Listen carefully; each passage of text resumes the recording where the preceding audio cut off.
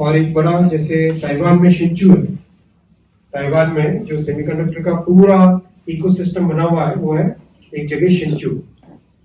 तो वैसा ही कुछ थॉट प्रोसेस है।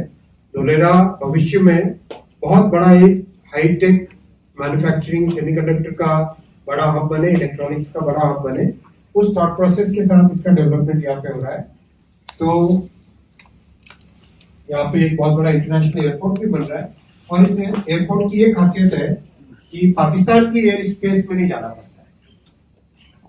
यूरोप की तरफ जब जाना है तो अगर भारत के मैप में इसको अगर आप देखोगे तो धोलेरा एयरपोर्ट से जो फ्लाइट निकलेगी नीचे अरेबियन सी से होके सीधा मिडिल ईस्ट से होते हुए यूरोप की तरफ जा सकती है। यानी पाकिस्तान की एयरबेस को कभी पाकिस्तान एयरबेस अपनी बंद कर दे, ऐसा होता रहता है। तो ऐसे केस में धोलेरा के एयरपोर्ट में एक बहुत बड़ा बेनिफिट मिलता है। दिल्ली से भी है, दिल्ली में भी अप नॉर्थ कश्मीर होते हुए जाया जा सकता है, वैसे ही धोलेरा होते हुए अगर जाए तो अरेबियन सी से होते हुए जा सकते हैं। लोथल में आप जानते हैं कि लोथल भारत के इतिहास में बहुत बड़ा एक पोर्ट था जहां से ट्रेडिंग का बहुत बड़ा हब था।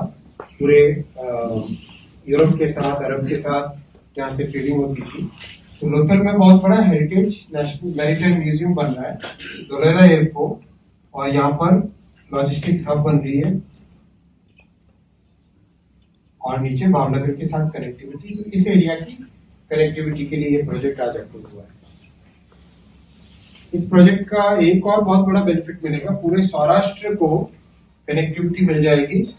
यहाँ पर मेन लाइन मुंबई की तरफ और साउथ की तरफ कनेक्टिविटी।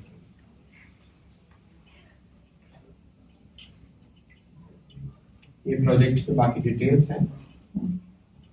मेट्रो के साथ इंटीग्रेशन होगा 3 जगह, साबरमती में, वस्त्रापुर में और एक और जगह, 3 जगह इसका मेट्रो के साथ इंटीग्रेशन है। बुलेट के साथ इंटीग्रेशन यहाँ पर साबरमती में है और गांधीग्राम में भी है। मेट्रो का इंटीग्रेशन वस्त्रापुर, गांधीग्राम और साबरमती। बुलेट के साथ इंटीग्रेशन साबरमती में है। फिर फ्रेट कॉरिडोर के साथ इंटीग्रेशन है मोरैया जगह है, और ये साणंद के साथ इंटीग्रेशन है बीसलपुर, ये गांव का नाम है बीसलपुर। और लोथल के लिए स्पर लाइन है और सीधा धोलेरा एयरपोर्ट के अंदर ये लाइन जाती है यहाँ से, और आगे भावनगर जाती है बावलियारी से। और एक और कनेक्टिविटी आएगी यहाँ से नीचे से, जो नीमड़ी सौराष्ट्र सुरेंद्रनगर है, वहां से सीधी आनंद के पास पेटला एक जगह है वहां।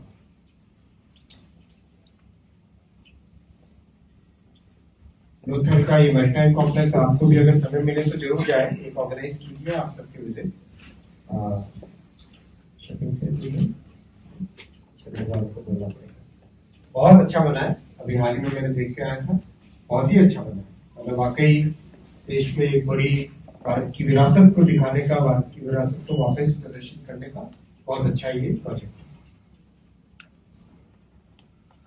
इसमें भारत की आप रेलवे में पर देखो तो कन्वेंशनली 110 kmph की ट्रेन होती थी हाईएस्ट, फिर 130 की आने लगी, फिर वंदे भारत बनी 180 kmph की, और नमो भारत बनी जो मेरठ में चली और बाद में सरफेस पे भुज से अहमदाबाद और जयनगर से पटना चलाया जो गाड़ी, वो गाड़ी 180 की स्पीड की गाड़ी।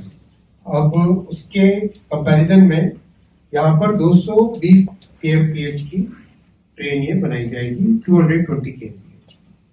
और एक तरीके से ये मॉडल अगर यहाँ से सक्सेसफुल करने के बाद में देश में जितने सरफेस के प्रोजेक्ट्स हैं उन सबको अपग्रेड करके सेमी हाई स्पीड करेंगे, और जो बड़े शहर हैं, बहुत बड़े शहर हैं 50 लाख से ज्यादा आबादी वाले, उनको 350 kmph की स्पीड पे हाई स्पीड पैसेंजर कॉरिडोर से कंपेयर करेंगे, से उनसे कनेक्ट करेंगे। तो जैसा अभी बजट में 7 कॉरिडोर अप्रूव हुए हैं, तो इस तरह से देश का एक कंप्लीट टोटली नए तरीके से ट्रांसपोर्टेशन होगा। इससे अहमदाबाद से धोलेरा के बीच में 48 मिनट्स रहेगा, साबरमती से धोलेरा, और जो अहमदाबाद का एक मेजर एरिया है सरखेज, वहां से उनको करीब 34 मिनट्स में सरखेज से धोलेरा पहुंच सके।